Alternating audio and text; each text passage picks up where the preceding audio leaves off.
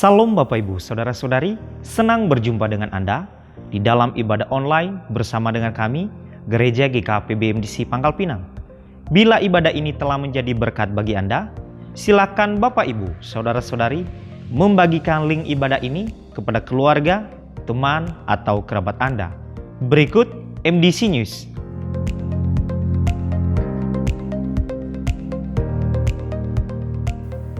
Seperti tahun-tahun sebelumnya, sebagaimana kita mengawali tahun, kita membawa benih terbaik. Oleh karenanya, amplop persembahan benih terbaik telah disediakan di kotak persembahan dan akan dibawa secara serentak pada hari Minggu tanggal 2 Februari 2025 di kotak persembahan benih terbaik yang telah disediakan. Kelas DK dan HB telah dibuka kembali. Silakan Bapak Ibu, Saudara-saudari mendaftarkan diri kepada Bapak Ari Yakob. Orientasi akan diadakan pada hari Minggu tanggal 2 Februari 2025 setelah ibadah kedua selesai. 1 jam dalam hadirat Tuhan menjadikan 23 jam hidup bermakna. Mari mengalaminya melalui keintiman dengan Tuhan, melalui Embun Surgawi yang diadakan setiap hari Selasa dan Kamis, dimulai pada pukul 5 sampai pukul 6 waktu Indonesia Barat yang dilaksanakan secara online melalui Zoom Meeting. Doa meneduhkan jiwa diadakan setiap hari Rabu dimulai pada pukul 11 sampai pukul 12 waktu Indonesia Barat yang dilaksanakan secara onsite di gereja. Dan bermalam di hadiratnya diadakan setiap hari Jumat dimulai pada pukul 19 sampai 20.30 waktu Indonesia Barat yang dilaksanakan secara onsite di gereja. Seluruh kegiatan kesan akan diadakan kembali di minggu pertama bulan Februari. Untuk info lebih lanjut, silakan menghubungi kota kesan masing-masing. Bagi Bapak Ibu, Saudara-saudari yang akan memberikan persembahan umum, persembahan persepuluhan dan persembahan misi, serta persembahan untuk pembangunan, dapat mentransfer ke rekening yang tertera di layar.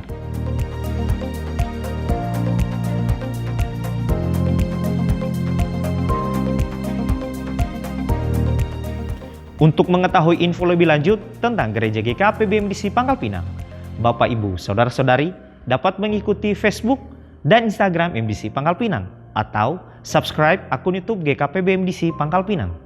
Demikian info tentang Gereja GKP BMDC Pangkal Pinang, dan selamat beribadah. Tuhan Yesus memberkati. Dia adalah sumber terang hidup kita. Dia adalah kekuatan dan pengharapan. Yes.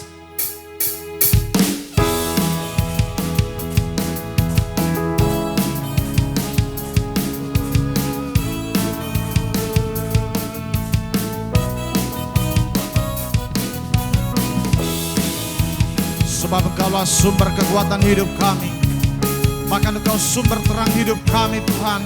Haleluya.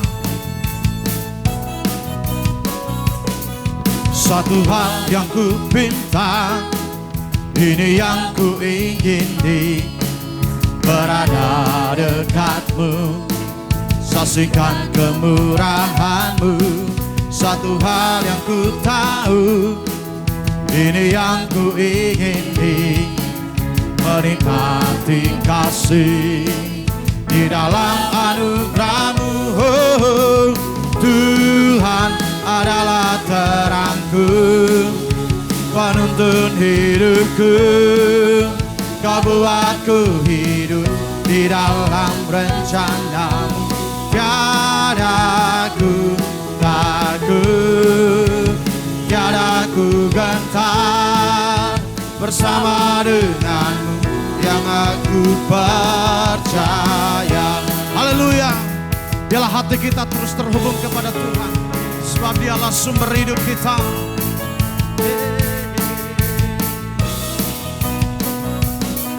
Suatu hal yang ku pinta, ini yang ku ingini, berada dekatmu, saksikan kemurahan-Mu.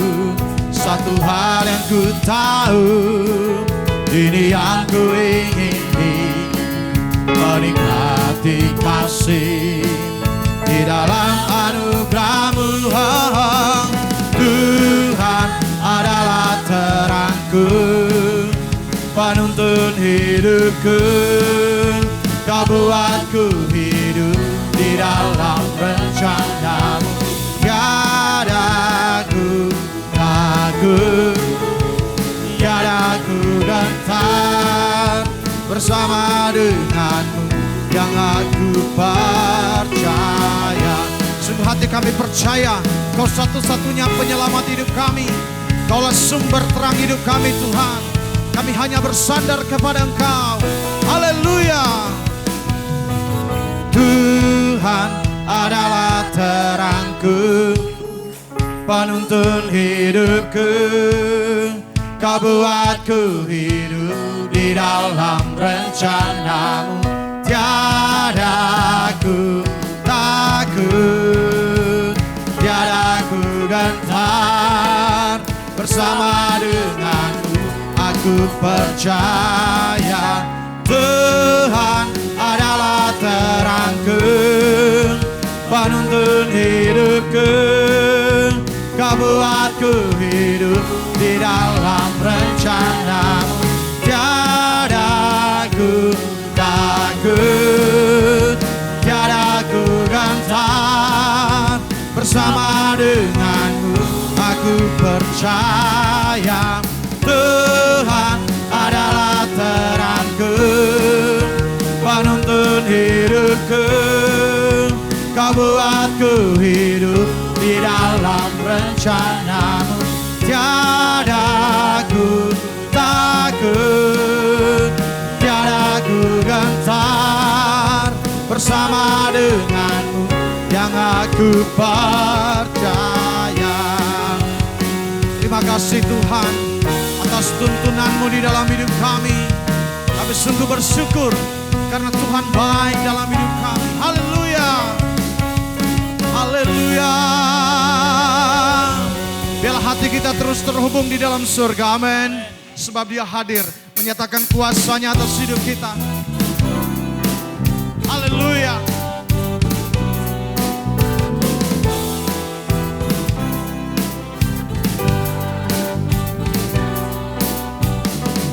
Tuhan Engkau hadir, kuasa-Nya mengalir, melawat setiap hati kami, amin. Roh-Mu membebaskan, Roh-Mu membangkitkan, kebesaran-Mu dinyatakan. Diselamatkan untuk menyembah, datanglah kerajaan-Mu di dunia. Hey! Di hadapan tata-Mu seluruh jiwa menyatu, nyanyikan pujian senada dengan surga. Kami datang bersatu, sembah puji nama-Mu. Semesta bersuka bersama dengan surga.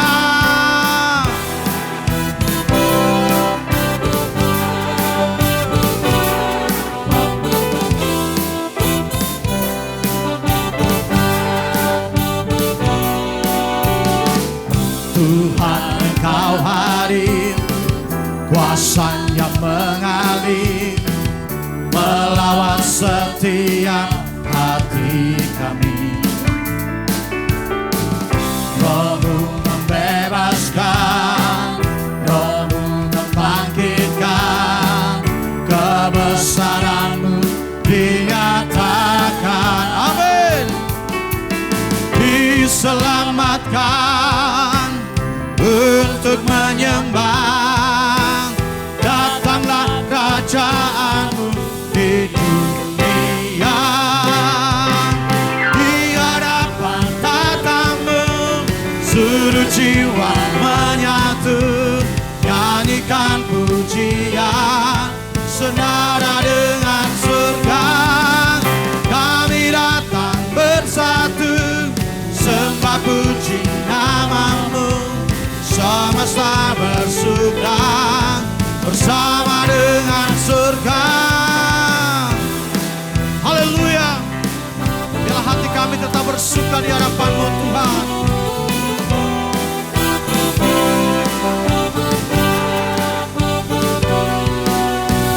Diselamatkan untuk menyembah, datanglah kerajaan-Mu di dunia.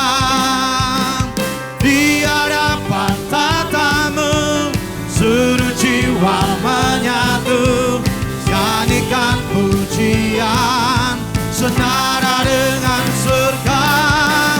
Kami datang bersatu, sembah puji nama-Mu, semesta bersuka bersama dengan surga.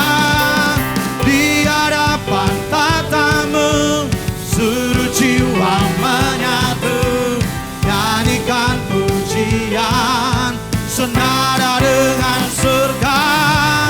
Kami datang bersatu, sembah puji nama-Mu, semesta bersuka bersama dengan surga.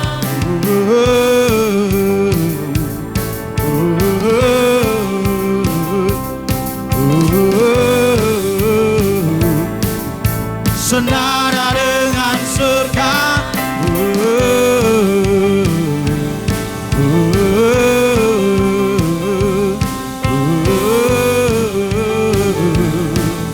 Senada dengan surga.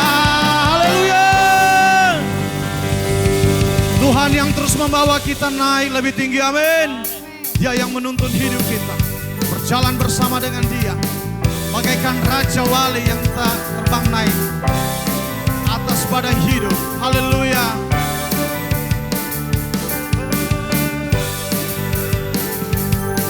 Terima kasih Tuhan. Bagai Raja Wali, bagai Raja Wali yang terbang tinggi melewati badai. Amin.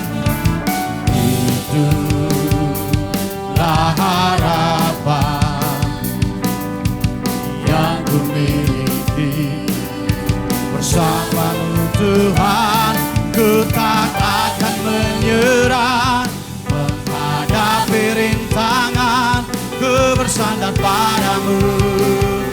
Allah sumber kekuatanku, ku kan jadi pemenang, mengatasi rintangan ku takkan sama lagi, sebab Engkaulah yang besertaku selamanya. Haleluya. Amin. Tuhan, terima kasih Kau bawa kami terbang tinggi bersama-Mu bagai Raja Wali.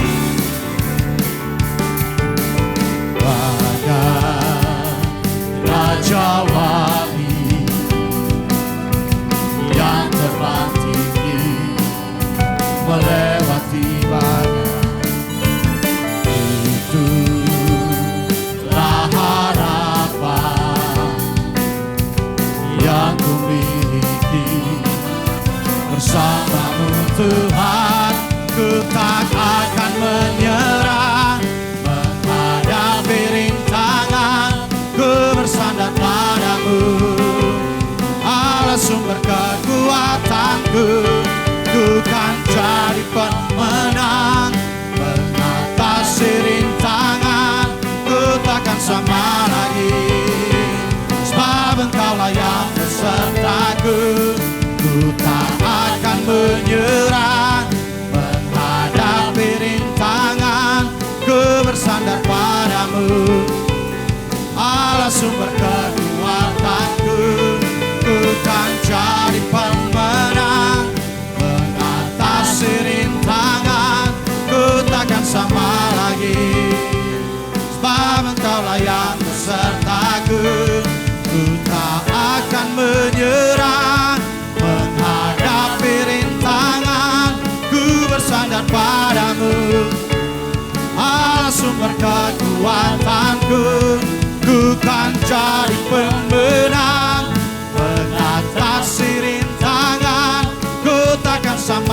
lagi, sebab Engkaulah yang besertaku.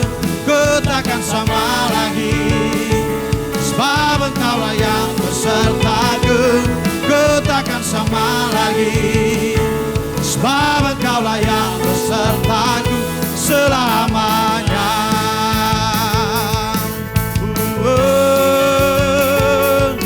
Selamanya serta dalam hidupku. Haleluya.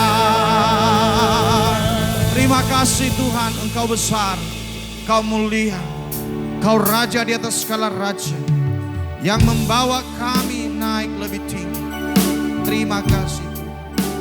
Jemaat Tuhan dipersilakan duduk kembali.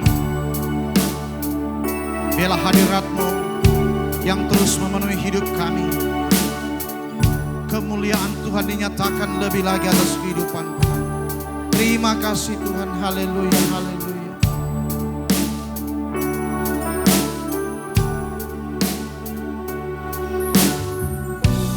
Ku sembah Kau Rajaku, sebab Dialah nama-Mu.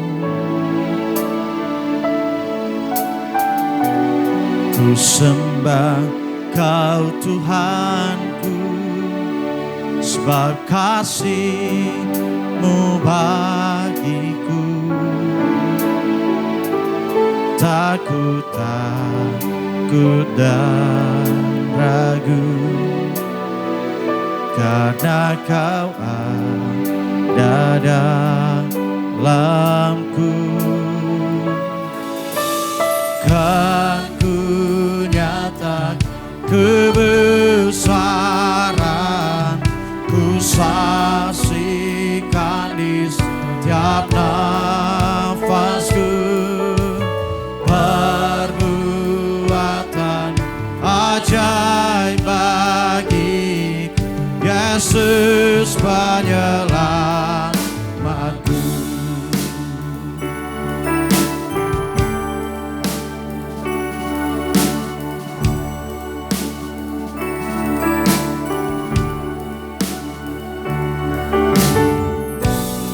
Sembah Kau Rajaku, sebab mulialah nama-Mu.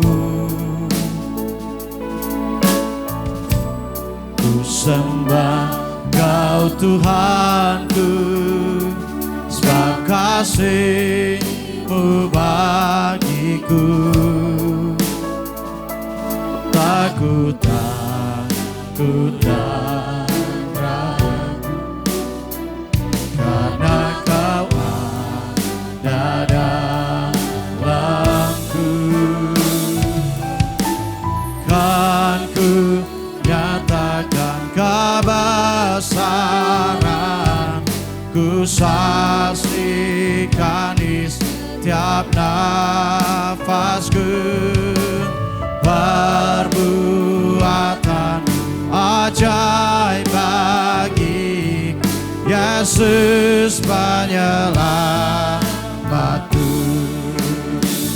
Biar alam raya seisi semesta bertalu memandangmu. Buat seluruh karya-Mu, oh Yesus, Engkaulah Raja termulia. Biar alam raya seisi semesta bertalu memandangmu. Buat seluruh karya-Mu, oh Yesus, Engkaulah Raja termulia. Kan ku nyatakan kebesaran, ku saksikan di setiap nafasku. Perbuatan ajaib bagi Yesus penyelamatku. Kan ku nyatakan kebesaran, ku saksikan di setiap nafasku perbuatan ajaib bagi Yesus penyelamatku. Yesus penyelamatku. Yesus penyelamatku.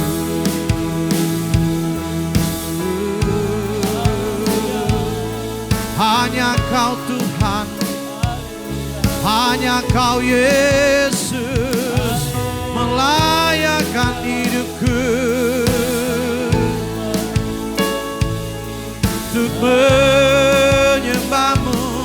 Oleh anugerah-Mu ku jadi anak-Mu, ku bersyukur, ku bersyukur karena kasih dan sayang-Mu yang menyertai langkah hidupku. Haleluya, haleluya, haleluya, haleluya. Ku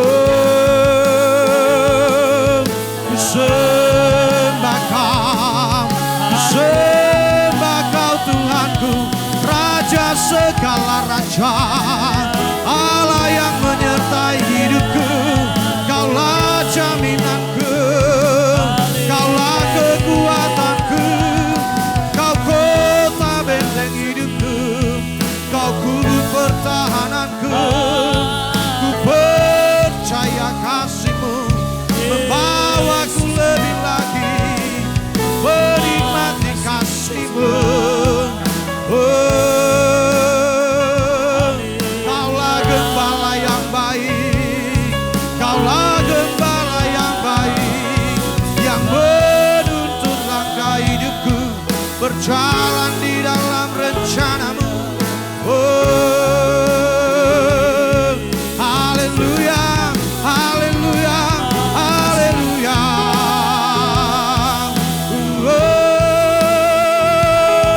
Haleluya. Kaulah Tuhan, Kaulah Raja, Kau Allah yang setia, Kau Bapa yang mulia. Yesus, ku bersyukur padamu, Kaulah penuntun hidupku, berjalan bersamamu, menikmati kasih-Mu Tuhan, menikmati kemurahan-Mu.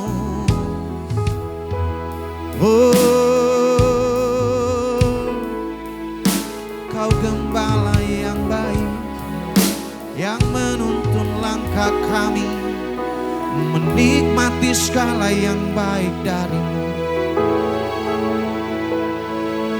Kau Tuhan membawa kami mengenal kebenaran-Mu, dan Kau segarkan jiwa kami di air-Mu yang tenang. Kau sediakan yang kami perlu, bahkan Kau baringkan kami di padang yang berumput hijau. Kami bersyukur Tuhan, sungguh hati kami bersyukur atas pemeliharaan-Mu, atas segala kemurahan-Mu. Kami bersyukur Tuhan, kami kagum akan hikmat-Mu, kami kagum akan kasih-Mu yang menyertai hidup kami. Hati kami bersuka cita, jiwa kami memuji-Mu. Haleluya, haleluya, haleluya. kasih Tuhan, bersyukur buat kasih. Kami kagum akan kasih-Mu yang tak pernah berhenti menyertai langkah hidup kami. Oh, terima kasih Tuhan.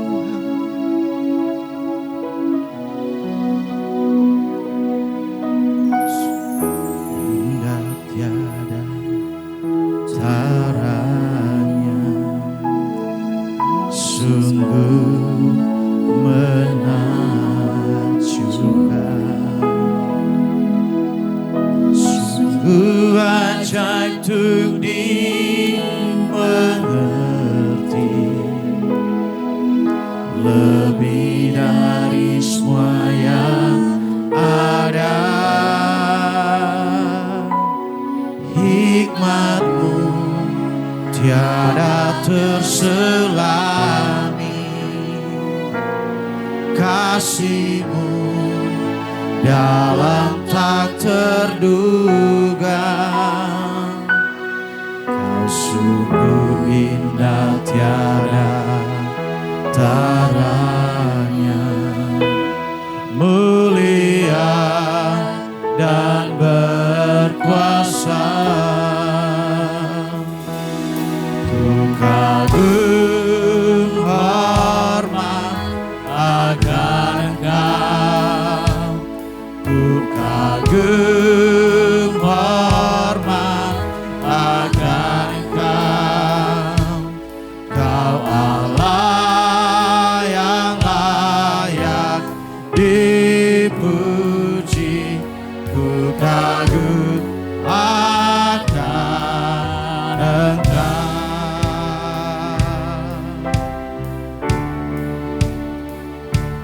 Kau sungguh indah tiada taranya, sungguh menakjubkan, sungguh ajaib untuk dimengerti, lebih dari semua yang ada. Hikmat-Mu tiada terselami, kasih-Mu dalam tak terduga. Kau sungguh indah tiada taranya, mulia. Jemaat Tuhan, mari kita berdiri bersama-sama. Ku kagum hormat akan Engkau, ku kagum hormat akan Engkau. Kau Allah yang layak dipuji, ku kagum akan Engkau. Ku kagum hormat akan Engkau, ku kagum hormat akan Engkau. Kau Allah yang layak dipuji, ku kagum akan Engkau. Shalom Ibu Bapak Saudara-saudari yang saya kasihi di dalam Kristus Yesus Tuhan kita. Tak terasa waktu kita sudah memasuki minggu keempat di bulan Januari ini. Ibu Bapak Saudara-saudari, barangkali banyak di antara kita yang pernah mendengar nama Nick Vujicic, seorang pemberita Injil dari Australia yang sekarang tinggal di California, Amerika Serikat. Sejak dilahirkan 42 tahun yang lalu, Nick adalah seorang penyandang tetra amelia syndrome, yaitu dilahirkan tanpa tangan dan tanpa kaki. Ibunya yang sangat terkejut melihat keadaan dari Nick, semula bahkan tidak bersedia menyentuh bayinya itu. Sedangkan ayahnya yang adalah seorang gembala jemaat di Melbourne, Australia, juga tidak dapat memahami mengapa keadaan jasmani yang sangat menyayat hati itu harus dialami oleh putranya. Selama berbulan-bulan, Boris Vujicic dan istrinya bertanya-tanya apa yang keliru dari dokter dan diri mereka sehingga bayi mereka harus menderita sedemikian rupa. Sesudah melewati pergumulan batin yang sangat berat, akhirnya mereka dapat berdamai dengan diri mereka dalam kasih. Mereka dapat menerima keadaan Nick dan berupaya membangun rasa percaya dalam hati anak itu.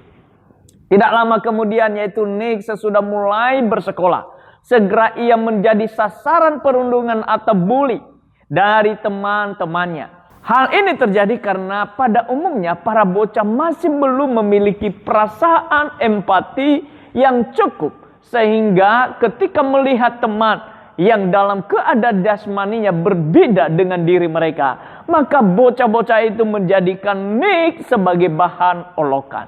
Keadaan fisiknya yang bukan menjadi pilihannya dan yang menjadi bahan ejekan teman-temannya ini membuat Nick merasa sangat tertekan, sehingga beberapa kali ia berupaya membunuh dirinya sendiri. Sebagaimana yang ia tulis dalam buku riwayat hidupnya yang berjudul Life Without Limits atau Hidup Tanpa Batas. Nick pernah berupaya mengakhiri hidupnya dengan menenggelamkan dirinya ke dalam kamar mandi. Namun usahanya itu tidak berhasil dan ia tetap hidup. Nick bercerita betapa sangat marah ia kepada Tuhan. Ia berkata, "Aku tidak mengerti mengapa aku dilahirkan dalam keadaan seperti ini. Dan ketika aku berdoa agar Tuhan memberi aku tangan dan kaki, namun doaku itu tidak kunjung dikabulkan." Ibunya yang memahami pergumulan hati anaknya itu menganjurkan agar Nick memfokuskan diri kepada sisi positif dalam dirinya, yaitu kepribadian Nick yang menawan dan tatapan matanya yang ramah, bimbingan penerimaan yang penuh kasih, serta iman kepada Tuhan yang ditanamkan oleh kedua orang tuanya, akhirnya menyadarkan Nick bahwa dirinya berharga walaupun secara jasmani memiliki keterbatasan. Sebagai akibat, ketika ia menginjak usia remaja, pandangannya terhadap kehidupan pun berubah dan imannya kepada Tuhan semakin bertambah kokoh. Terlebih lagi ketika di sekolah ia melihat teman-teman yang lain juga ada yang memiliki disabilitas atau keterbatasan jasmani. Hal ini menyadarkan dirinya bahwa ia dipanggil Tuhan untuk hidup dengan tujuan, yaitu menginspirasi orang lain. Alhasil, di usia 17 tahun, Nick mulai berbicara di depan umum, yaitu di sekolah-sekolah dan di gereja-gereja. Keadaan jasmaninya membuat para remaja yang seringkali merasa kesepian, tertolak, kebingungan, dan yang hidupnya remuk mudah menerima pesan yang ia sampaikan. Pesan yaitu agar mereka tidak mengukur diri mereka berdasarkan penilaian dunia, namun berdasarkan pandangan Tuhan. Kesaksian yang ia berikan dan pesan yang ia sampaikan tersebut menolong banyak orang. Berangkat dari situ, Tuhan memakai Nick menjadi berkat yang semakin luas ke berbagai penjuru dunia. Ia sering berkata, "No matter who you are, no matter what you are going through, God knows it. He is with you. He is going to pull you through." Tidak peduli siapapun dirimu, tidak peduli siapapun yang sedang Anda alami, Tuhan mengetahuinya. Dia bersamamu. Dia akan menarik dan mengangkat atau menolong dirimu dalam melewati semuanya itu. Sesungguhnya pesan yang disampaikan oleh Nick Vujicic ini selaras dengan firman Tuhan yang disampaikan kepada umatnya di dalam Yesaya 40 ayat 29. Memang ayat firman Tuhan ini sering dikutip Nick dalam kesaksian-kesaksian yang ia sampaikan, yaitu bahwa di tengah masa yang sukar, kesetiaan Tuhan senantiasa dapat diandalkan. Mari kita membaca ayat itu di dalam Yesaya 28 ayat 31. Terlebih dahulu kita membaca ayat 30 sampai 31. Orang-orang muda menjadi letih lesu dan taruna-taruna jatuh tersandung. Ayat 31. Tetapi orang yang menanti-nantikan Tuhan mendapat kekuatan baru. Mereka seumpama raja wali yang terbang dengan kekuatan sayapnya. Mereka berlari dan tidak menjadi lesu. Mereka berjalan dan tidak menjadi lelah. Sebagaimana telah saya utarakan dalam 3 minggu yang lewat, secara berturut-turut di ayat yang ke-30 dan ayat 31. Ini kita melihat paradoks antara hidup yang level down dan hidup yang level up. Paradoks antara hidup yang mengalami kemerosotan dan hidup yang mengalami peningkatan dalam sukacita, dalam kebahagiaan, makna atau kualitas kehidupan. Paradoks yang semakin uzur dan hidup yang mendapat kekuatan baru seumpama Raja Wali. Apakah yang dimaksud dengan paradoks? Salah satu makna dari paradoks adalah 2 kondisi atau pernyataan yang bertolak belakang atau bertentangan. Dan memang sengaja dipertentangkan untuk mengutarakan suatu kebenaran tertentu. Hal ini sama seperti yang terjadi ketika orang melihat layar lebar di gedung bioskop. Ruangan di gedung bioskop digelapkan dan lampu proyektor dihidupkan. Gelap dan terang, 2 kondisi yang bertolak belakang. 2 kondisi ini memang sengaja dipertentangkan supaya gambar yang ditayangkan pada layar bioskop nampak dengan jelas. Sebab kalau ruangan itu dalam keadaan yang terang, sama terangnya dengan cahaya lampu proyektor, akan nampak samar-samar, bahkan bisa jadi sama sekali tidak terlihat. Demikian pula dengan halnya di ayat 30 dan ayat 31 yang telah kita baca tadi. Di dalam hal ini dikontraskan antara ayat yang ke-30 yang menggambarkan keadaan orang yang mengalami kemerosotan atau level down dengan keadaan orang yang mengalami peningkatan atau level up di ayat 31. Kedua kondisi yang bersifat kontradiktif itu disandingkan untuk mengungkapkan apakah yang menjadi penyebab dari perbedaan tersebut. Apakah yang membedakan antara kehidupan yang level down dan yang level up? Inilah perbedaannya, yaitu di kalimat ayat 31. Dikatakan di sana, tetapi orang-orang yang menanti-nantikan Tuhan mendapat kekuatan baru. Dengan kata lain, bila orang tidak menanti-nantikan Tuhan, maka ia akan mengalami kemerosotan yang dituliskan di ayat yang ke-30. Sebaliknya, orang yang menanti-nantikan Tuhan akan mengalami level up atau mendapat kekuatan baru seperti yang ditulis di ayat 31. Lalu apakah yang dimaksudkan dengan menanti-nantikan Tuhan dalam kalimat tersebut? Selama 3 pekan yang lalu, secara berturut-turut telah diutarakan bahwa salah satu makna dari menanti-nantikan Tuhan adalah hasrat atau keinginan yang kuat untuk memiliki relasi yang akrab dengan Tuhan. Hasrat tersebut diwujudkan di dalam tindakan, yaitu mendekatkan diri kepada Tuhan. Dengan kata lain, jika di tahun ini dan di hari-hari yang akan datang, kita ingin hidup dalam keadaan terus mengalami level up, maka satu hal yang tidak boleh kita abaikan, yaitu hiduplah senantiasa menanti-nantikan Tuhan, atau hiduplah senantiasa dalam relasi yang akrab dengan Tuhan. Tuhan yang kodrat atau sifatnya yang sangat mulia. Tentang sifat atau kodrat Tuhan yang sangat mulia tersebut di ayat 28 dan di ayat 29 ditulis sebagai berikut. Tidakkah kau tahu dan tidakkah kau dengar? Tuhan itu Allah kekal yang menciptakan bumi dari ujung ke ujung. Ia tidak menjadi lelah dan tidak menjadi lesu. Tidak terselami pengertiannya. Dia memberi kekuatan kepada yang lelah dan menambah semangat kepada yang tiada berdaya. Dalam ibadat tutup tahun, yaitu pada tanggal 31 Desember yang lalu saya sudah menjelaskan bahwa 2 ayat ini terdapat 4 sifat atau kodrat Tuhan. Keempat sifat atau kodrat Tuhan itu adalah, pertama adalah bahwa kuasanya tidak terbatas. Itu yang dituliskan di ayat yang ke-28.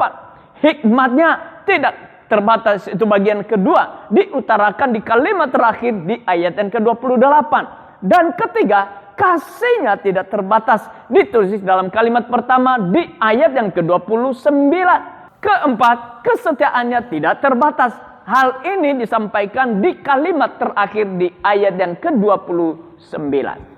Tentu sifat-sifat Allah tidak terbatas di hanya keempat sifat tersebut. Masih banyak sifat-sifatnya yang luhur dan mulia seperti Maha Kudus, Maha Sabar, Maha Hadir, Maha Pemurah, dan lain sebagainya.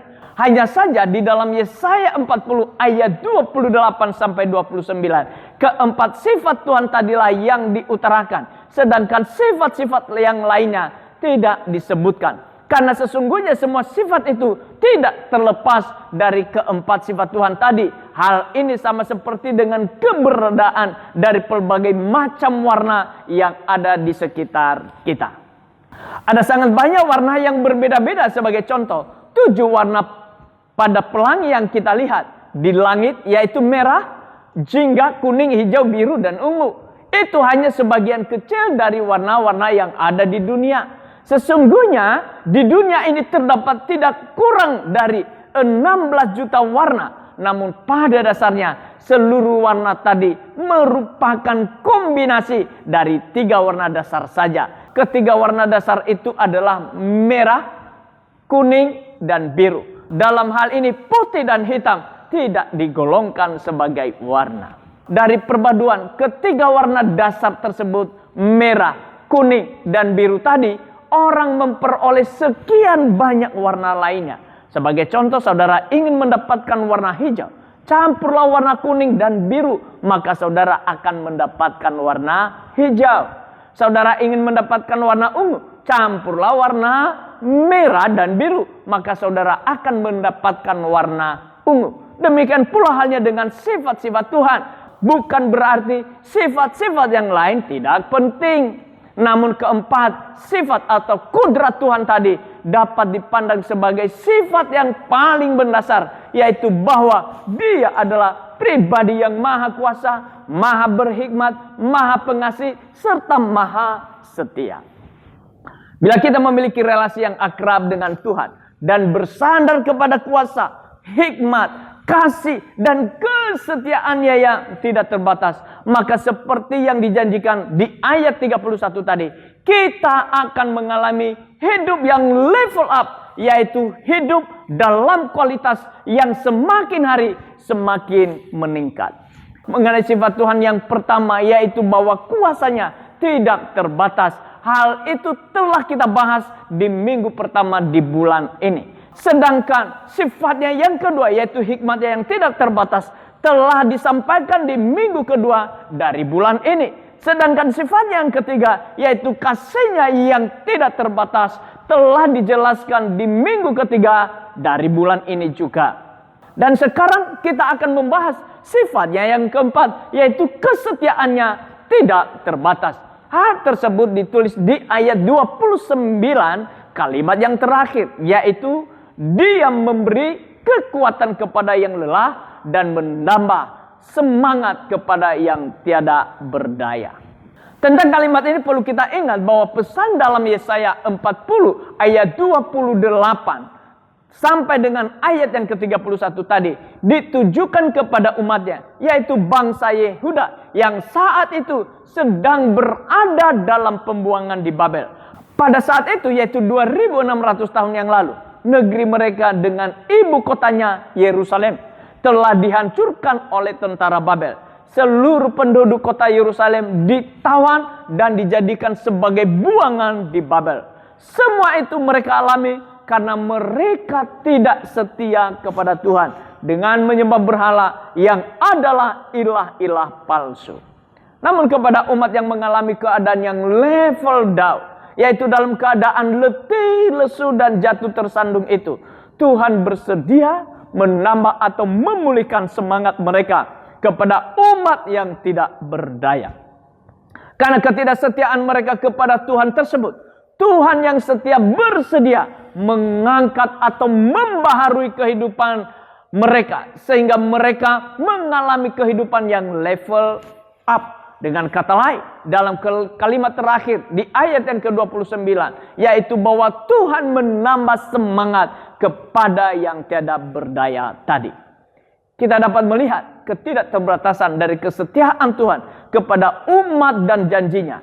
Kesetiaan Tuhan itu yaitu pertama, memberi pengharapan bagi umatnya. Kesetiaan Tuhan yang diharapkan umatnya.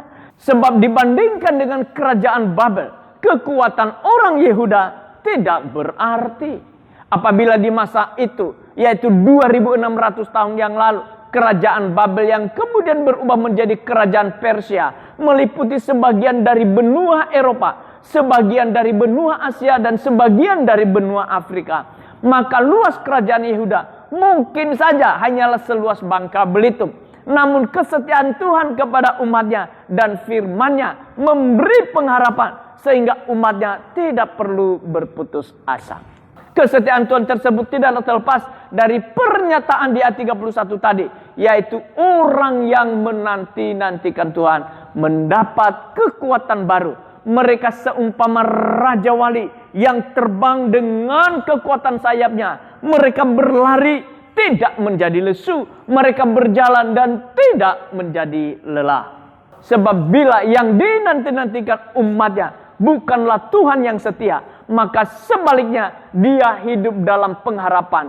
Justru umatnya akan terjerumus ke dalam keputusasaan. Kesetiaan Tuhan yang memberi pengharapan seperti itulah yang dijanjikan oleh Samuel, seorang ayah yang tinggal di kota Spitak, sebuah kota di wilayah Armenia, Eropa Timur, kepada putranya yang bernama Arman, yaitu pada saat itu masih berusia 7 tahun.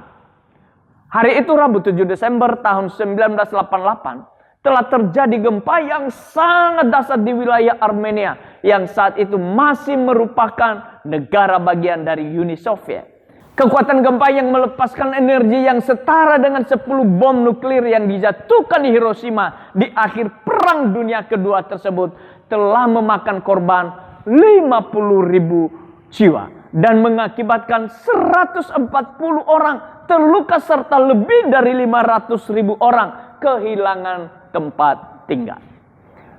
2/3 dari jumlah korban yang tewas pada hari itu adalah anak-anak usia sekolah, karena gempa itu terjadi pada pukul 11.40 pagi waktu setempat, yaitu ketika anak-anak masih berada dalam kelas di sekolah mereka masing-masing. Di tengah suasana yang kalang kabut tersebut, Samuel berupaya menggali reruntuhan gedung sekolah tempat anaknya yang sedang berada di sana. Setelah berjuang selama 36 jam tanpa beristirahat dan dengan dibantu oleh beberapa orang tua murid lainnya, akhirnya Samuel mendengar suara lemah dari balik reruntuhan. Tolong, tolong! Dengan sekuat tenaga Samuel dan orang-orang yang membantunya berusaha membongkar reruntuhan itu. 2 jam kemudian Samuel berhasil menemukan anaknya Arman dan ke-13 orang temannya sedang meringkuk di bawah dinding yang roboh dan yang menahan reruntuhan di atas mereka. Perjuangan Samuel tidaklah sia-sia. Segera sesudah Arman dikeluarkan dari reruntuhan, sambil memeluk ayahnya, ia berkata, "Papa, selamat tertutup oleh reruntuhan. Aku berkata kepada teman-temanku yang kelaparan dan kehausan, jangan takut, papaku pasti akan mencari kita. Papaku telah berjanji, apapun yang terjadi nak, ayahmu akan di sana untuk menolong dirimu." Papaku tidak pernah mengingkari janjinya. Kesetiaan seorang ayah yang telah berjanji bahwa ia tidak akan pernah membiarkan anaknya menghadapi bahaya tanpa pertolongan telah membangkitkan pengharapan dalam sang anak.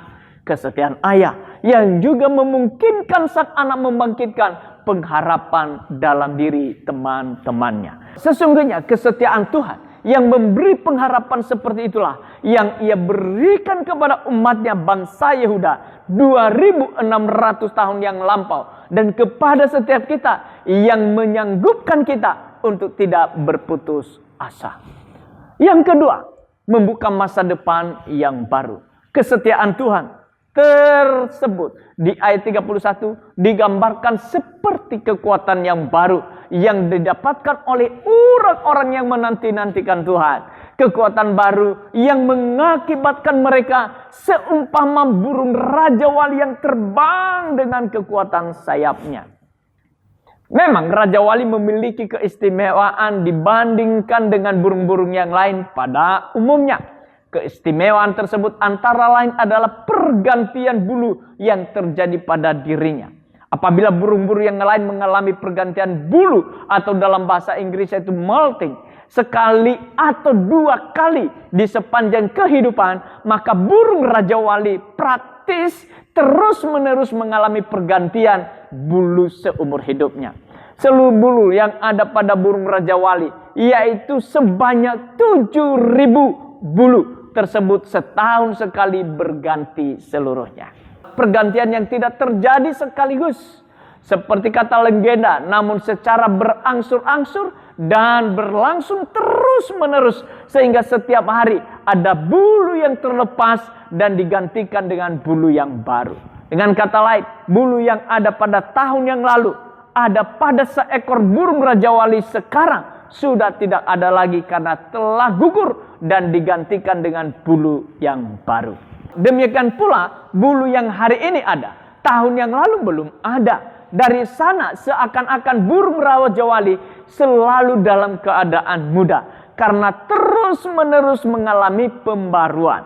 Hal ini bila diterapkan dalam kehidupan kita, maka yang dimaksudkan bukanlah selalu muda dari sisi usia secara kronologis maupun biologis, namun secara psikologis.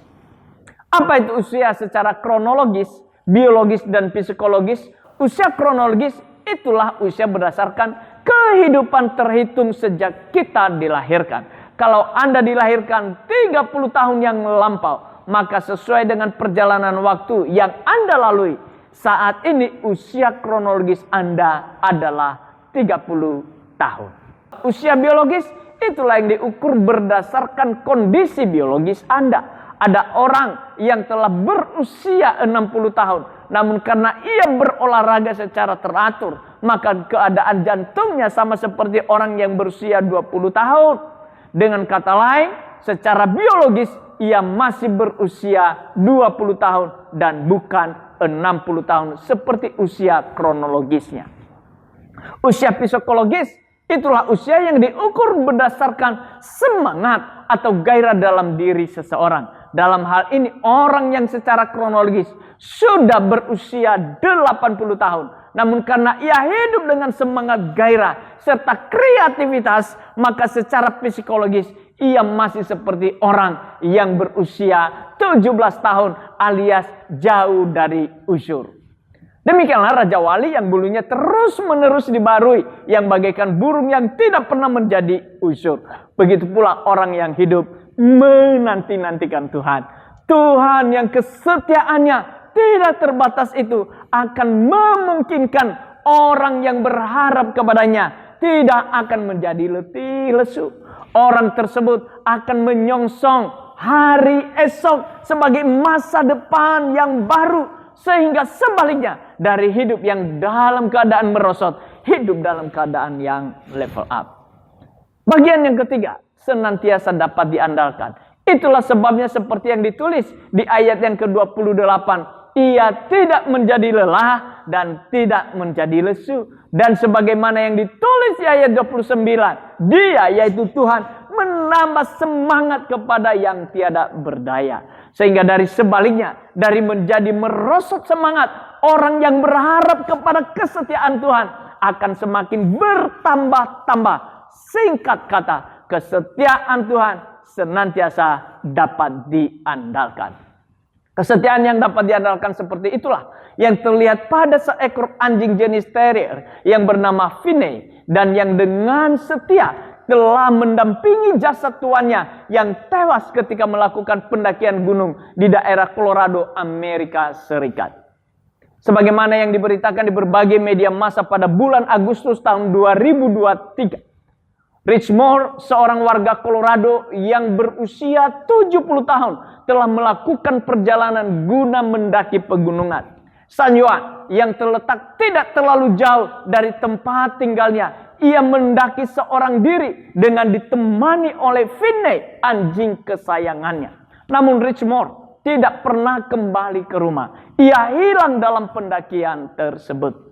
Selama berbulan-bulan, polisi maupun tim SAR telah berusaha mencari Rich Moore. Namun mereka tak kunjung menemukannya. Sampai 3,5 bulan kemudian, yaitu pada tanggal 30 Oktober tahun 2023, seorang pemburu menemukan jenazah dari Rich Moore di dasar sebuah jurang yang sangat curam. Yang luar biasa adalah Finney, anjing terrier yang kecil itu, didapati sedang duduk mendampingi jenazah dari tuannya. Walaupun 3,5 bulan telah berlalu di tempat yang sangat terpencil, sehingga ia harus mencari makanannya sendiri. Anjing ini dengan setia terus menjaga jenazah dari tuannya supaya tidak dimangsa oleh binatang buas. Itulah kesetiaan yang sangat mengagumkan pada diri Finney. Apabila kesetiaan Finney tak perlu diragukan dan senantiasa dapat diandalkan. Terlebih lagi kesetiaan Tuhan. Kesetiaan Tuhan kepada umatnya, yaitu bangsa Yehuda, dan janjinya tersebut bukanlah kata-kata kosong belaka. Janji Tuhan tersebut ditulis dalam Yeremia 29 ayat yang ke-10 dan ayat yang ke-11. Di ayat-ayat tersebut Tuhan berjanji bahwa sesudah umatnya berada dalam pembuangan di Babel selama 70 tahun, maka ia akan mengembalikan mereka ke negeri mereka berasal, yaitu negeri Yehuda dan kota Yerusalem. Janji tersebut digenapinya tepat pada waktunya, sehingga dalam Ezra 1 ayat 1 sampai ayat yang ketiga ditulis bahwa Raja Kores, yaitu raja yang memerintah atas Persia, memerintahkan agar bangsa Yehuda kembali ke negeri mereka berasal. Hal ini terjadi 70 tahun sesudah kota Yerusalem diserbu oleh tentara Babel. Tepat seperti yang Tuhan sampaikan dan janji di dalam kitab Yeremia tadi. Perintah tersebut bukan hanya dicatat di dalam Alkitab, tetapi juga dicatat dalam sejarah, yaitu dalam artefak yang disebut sebagai Slinder Kores, dan sekarang disimpan di dalam British Museum di kota London. Dalam peninggalan sejarah yang telah berusia 2500 tahun tersebut, ditulis perintah Raja Kores persis seperti yang dicatat di dalam Ezra 1 ayat 1 sampai ayat yang ketiga tadi. Semua itu membuktikan bahwa kesetiaan Tuhan memang senantiasa dapat diandalkan. Saudara-saudari, di sepanjang bulan ini kita telah menelaah janji Tuhan yang ditulis di dalam Yesaya 40 ayat 28 sampai dengan ayat yang ke-31. Di situ kita dapat melihat sifat dan kodrat Tuhan yang sangat mulia, yaitu bahwa kuasanya, hikmat, kasih, dan kesetiaannya tidak terbatas. Sehingga apabila orang hidup menanti-nantikan Tuhan atau hidup dalam relasi yang akrab dengan Allah, maka sebaliknya hidup dalam keadaan merosot, mereka akan mengalami kehidupan yang bermakna dan kualitas kehidupan yang semakin hari semakin meningkat. Sebaliknya, dari hidup yang level down, mereka akan hidup dalam keadaan yang level up. Kata kunci dari semuanya itu adalah relasi yang akrab dengan Tuhan. Atas dasar itulah, mari saya mengajak kita untuk terus-menerus membangun keakraban dengan Tuhan. Keakraban yang membentuk pola pikir, karakter, dan perilaku kita. Sehingga semakin hari semakin serupa dengan Kristus. Semakin hari semakin kehidupan kita menjadi teladan yang sangat berkualitas. Sehingga dengan demikian dapat disimpulkan bahwa bila relasi kita dengan Kristus semakin bertambah erat, maka kualitas kehidupan kita pun akan semakin meningkat. Kita bersyukur. Sebab apabila kita dapat memiliki relasi yang akrab dengan Tuhan Yesus, hal itu bukan karena kita pantas dan bukan juga karena kita berhak. Bukan. Kalau kita dapat memiliki relasi yang akrab dengan Tuhan, hal tersebut semata-mata karena anugerahnya yang sangat besar. Anugerah yang telah Ia buktikan sampai mati di kayu salib. Anugerahnya yang menghapus masa lalu yang kelam dan membentangkan masa depan yang penuh pengharapan bagi orang yang percaya kepadanya. Di dalam anugerahnya itu, Ia bersedia menuntun dan menyertai kita sampai kepada kesudahan zaman. Dengan bersandar kepada anugerah Allah dalam Yesus Kristus yang kuasa, hikmat, kasih, kesetiaannya tidak terbatas itu, mari kita menyerahkan kehidupan kita di sepanjang tahun ini dan hari-hari selanjutnya ke dalam tangan pengasihannya. Dengan demikian kita memiliki jaminan bahwa tahun ini merupakan tahun yang level up dan bukan level down. Mari kita berdoa.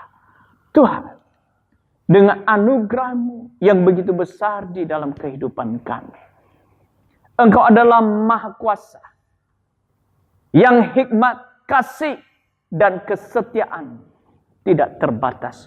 Engkau rela datang ke dunia ini, bahkan sampai mati di salib, dan Engkau dikubur. 3 hari kemudian Engkau bangkit, yang memberikan jaminan bagi orang yang percaya dan berharap kepada Engkau. Semua itu adalah anugerah-Mu. Kalau Engkau bersedia mau berelasi dengan kami, dan tidak hanya Engkau bersedia, Engkau memberikan penolong bagi kami, yaitu Roh Kudus, untuk kami dapat memiliki relasi yang akrab dengan-Mu. Semua itu adalah anugerah-Mu ya Tuhan. Itu sebabnya kami ingin selalu mendekat dan melekat kepada Engkau. Dan dengan penuh kasih-Mu yang hangat itu, yang tidak terbatas itu, dengan hikmat, kesetiaan, dan kuasa-Mu yang tidak terbatas itu, Engkau akan alirkan di dalam kehidupan kami. Sehingga di tengah kehidupan kami, di sepanjang tahun ini, di hari-hari yang kami akan lewati, kami tidak khawatir dan takut.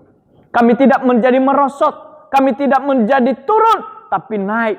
Kami tidak menjadi level down, tapi kami level up. Karena itulah yang Tuhan janjikan dan Tuhan berikan bagi orang yang menanti-nantikan Engkau. Engkau memberikan kekuatan baru. Seperti burung Raja Wali yang terbang dengan kekuatan sayapnya. Mereka berlari, tidak menjadi lesu. Mereka berjalan, tidak menjadi letih. Kami bersyukur untuk semuanya itu ya Tuhan. Buat segala kasih karunia-Mu, kesetiaan-Mu di dalam menyertai kami sampai kepada kesudahan zaman. Karena itu kami menyerahkan seluruh hidup kami ke dalam tangan-Mu. Di dalam nama Tuhan Yesus kami berdoa dan mengucap syukur. Amin. Indah tiada caranya, sungguh menakjubkan, sungguh ajaib untuk dimengerti, lebih dari semua yang ada. Hikmat-Mu tiada terselami, kasih-Mu dalam tak terduga. Kau sungguh indah tiada taranya, mulia dan berkuasa. Ku kagum hormat akan Engkau, ku kagum hormat akan Engkau. Kau Allah yang layak dipuji, ku kagum akan Engkau.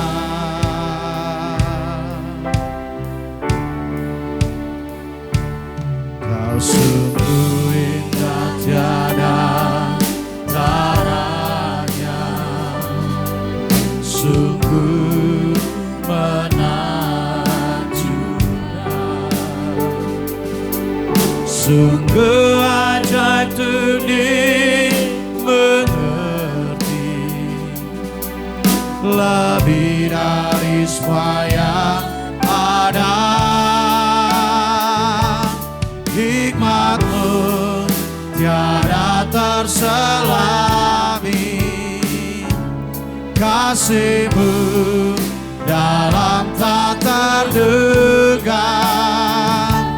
Kau sungguh indah tiada taranya, mulia.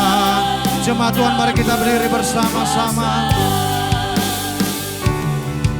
Kagum hormat akan Engkau, ku kagum hormat akan Engkau. Kau Allah yang layak dipuji, ku kagum akan Engkau, ku kagum hormat akan Engkau, ku kagum hormat akan Engkau. Kau Allah yang layak dipuji, ku kagum akan Engkau. Mari kita akhiri ibadah kita. Arahkan seluruh hidupmu kepada Tuhan.